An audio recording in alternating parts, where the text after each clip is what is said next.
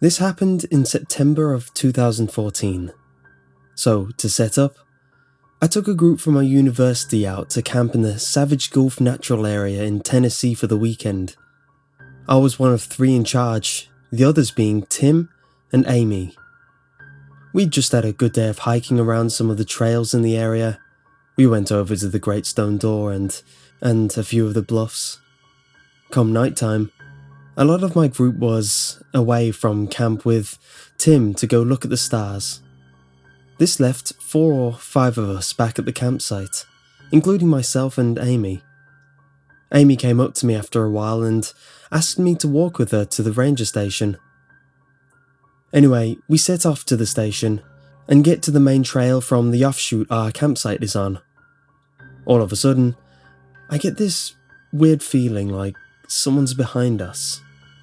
Then Amy stops, turns around, and shines her flashlight behind us. There wasn't anything there. She made a joke about Bigfoots and we kept going, a little more freaked out than before. I got a little ahead of her when Amy starts to hear what sounds like footsteps walking in step with her coming from behind her. She's been hunting for years and was adamant that she knew what this sounds like from experience. We stop, and the noise stops after a couple paces. We think it might be a student sneaking off, but there's no one in sight. We decided to kick up the pace a bit, and this thing with the footsteps happens twice more. We're sufficiently freaked out, but we finally make it to the ranger station. Once we get there, we find that the ranger is leaving for the night and plans to lock the gate to the natural area until morning. We brace ourselves for the return trip, but as we're walking back down the trail, neither of us has that feeling of someone being behind us or hear those footsteps for a long time. When we finally did hear them again, it wasn't at the spot we heard them before. It was on the offshoot going to our campsite. Despite being scared witless by the creepiness moving to a different spot, we arrived back at the campsite without real incident. When we got back, the campers we'd left there asked us what we'd been doing and why we were back on that side of camp.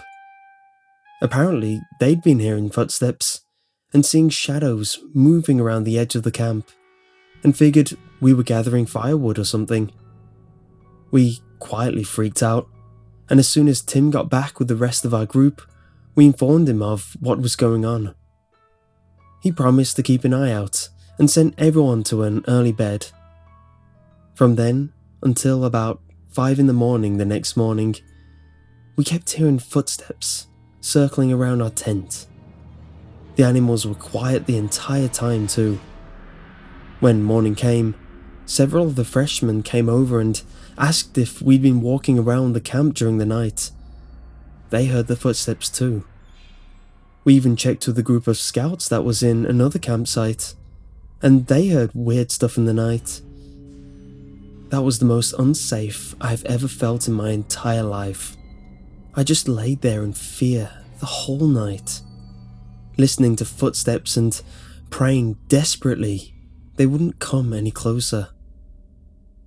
What do you guys think was happening there? We were way too far out in the boonies for it to be rednecks having fun, and we had enough hunters in the group to rule out animals moving around out there.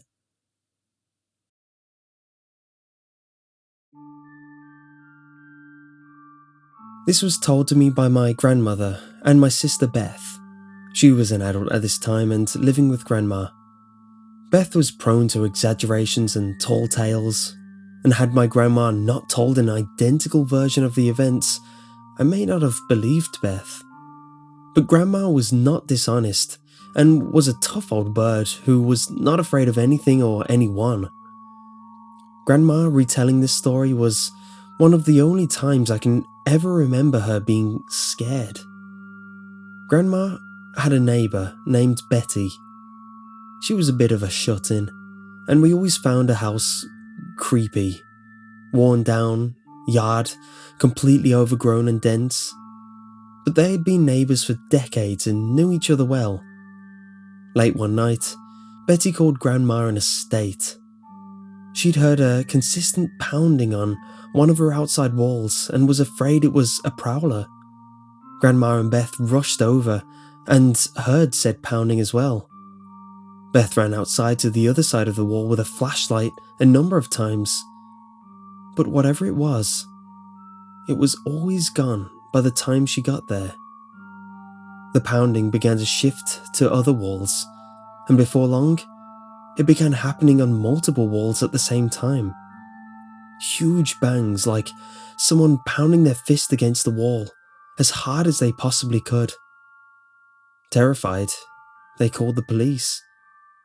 When the police arrived, they were as puzzled as the three women. They could not find the source of the pounding.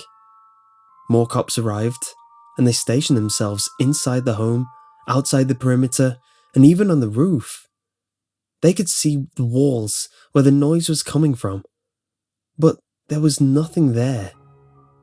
The house itself was thoroughly checked, but there did not appear to be anything wrong with the house itself that would cause the noise. The pounding continued to get worse, and they started hearing it on the interior walls as well. It was at this point that Betty decided to call her priest. He arrived and immediately started praying over the house. At this point, there were close to 12 people in the home, and they all witnessed what happened next. As the priest prayed, the pounding not only increased, but grew more violent in nature. Beth, my grandma, and Betty were all crying at this point, and the officers were completely dumbfounded by what was happening. The longer the priest prayed, the worse it got, until every wall, inside and out, as well as the roof, was racked with pounding, to the point that you could feel the house shaking. And then, quite abruptly, it stopped. The priest assured Betty that everything was okay now. The cops finally left, still scratching their heads. I'm not sure they believed it had been anything paranormal, but they were clearly shaken up by the event. Betty thanked Grandma and Beth and sent them on their way. How she could sleep there alone after that is beyond me. Betty had her house checked out afterward, and there was nothing wrong structurally or otherwise. She seemed comforted by the priest's actions and his assurance that everything was fine now, and the pounding was never heard again.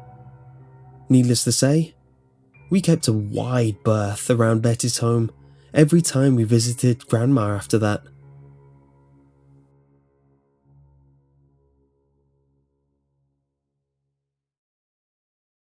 I'm new to this subreddit, and after reading a few stories, I decided to post my experience here. My afternoon after school seemed normal, laughing with friends and listening to music as I walked home. On Thursdays, my parents worked late and my brothers went off to soccer training, so I had the house to myself. When I walked inside, I had this feeling that something wasn't quite right. The house seemed quieter than usual. I put my bag down in the living room and sat on the couch. Just as I did that, I heard what sounded like loud footsteps upstairs. I froze. In my house, there is a hallway from the living room to the stairs, so I had an unobstructed view of them. The footsteps seemed to be coming from the furthest part of the upstairs area and sounded like they were making their way to the top of the stairs. I didn't know what to do. I was 17 at the time, so I just sat there. For a second, it seemed like the noise had stopped.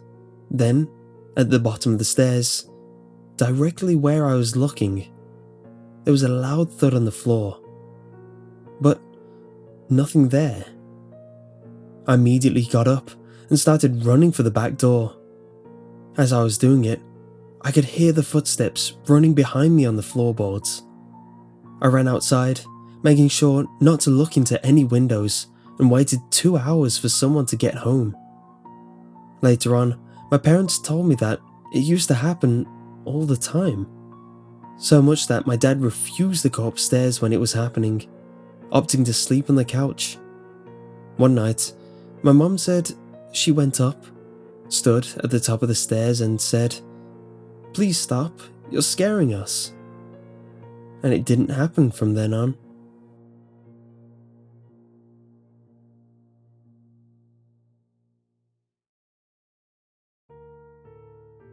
On November 5th, a few years ago, I climbed partway up a mountain to watch the fireworks we have on that day of the year in Britain. I built a fire and had a little barbecue, while I enjoyed the fireworks display of every town within 35 miles. After the fireworks ended, I doused my fire and set off home, passing through a dark and heavily wooded area. Not long into the journey, I heard a series of short, rapid creaking sounds emanate from a fir tree. They were so unusual that I stopped in my tracks.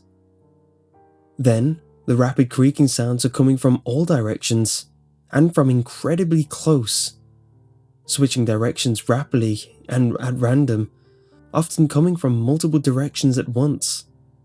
It was all around me. Now, I don't fear the woods. They're like a second home to me. Even in the night, when they're pitch black, I'm quite happy. But this sound made my heart drop to my stomach with a creeping terror. I didn't know what to do, didn't think running would be useful, and didn't know which way to face. So, I slowly walked away with my senses completely alert for danger. After the first 5 seconds of noises, it didn't happen again, and though I was on edge, the rest of the walk home was uneventful. I know it wasn't any native animal that made the sound. It was just so completely bizarre. What still gets me was the way it came from so many different directions, so rapidly, and from so close to my head. It has never happened again, despite me visiting the same place many times, and I feel perfectly at home in those woods. I'd love to hear what you think it was.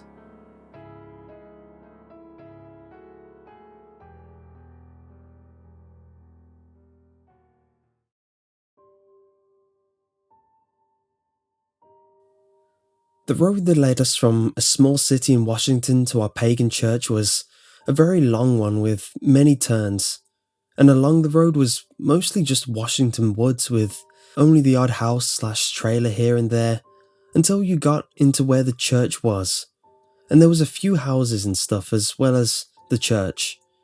No idea what's further down the road. One night, me, Mother, and Mother's friend are going home from the church. It's pitch black except for what our headlights illuminate, and it's also near winter. No snow, but it's cold. We see a dude in summer clothes go by on a bicycle, but it instantly scared us. He looked messed up. Like he was all grey and his facial features were distorted and darkened in places. It made no sense why a guy in shorts and a summer shirt would be biking down a pitch black road that goes on for so long with only woods and winding roads. So, these next things all have to do with this guy, Randy, who went to the church. He liked to get people to agree to go out into the forest with him in search of this witch of the woods. Apparently there was a cottage out there. I never saw anything and we really doubted there was anything. But Randy kept getting people to go out there with him and scare themselves, which we all believed fed something, and created some real bad stuff to worry about. One night, my mother, the priestess, my mum's friend, are about to go and see what's taking this guy so long. There had been bad weather, and they were worried he had fell off into a ditch and got hurt or worse. They weren't going to bring me at first, but the priestess said I should go. So, we are all going, and it was pretty scary. We all experienced the same thing. Or I think we did. I know what I experienced. I heard things scraping against the outside of the car, all around us, and faint screams, loud enough to hear, but quiet enough to never fully make out or understand. It also seemed like the headlights weren't nearly illuminating as much as they should have been. Turned out, the guy was fine though.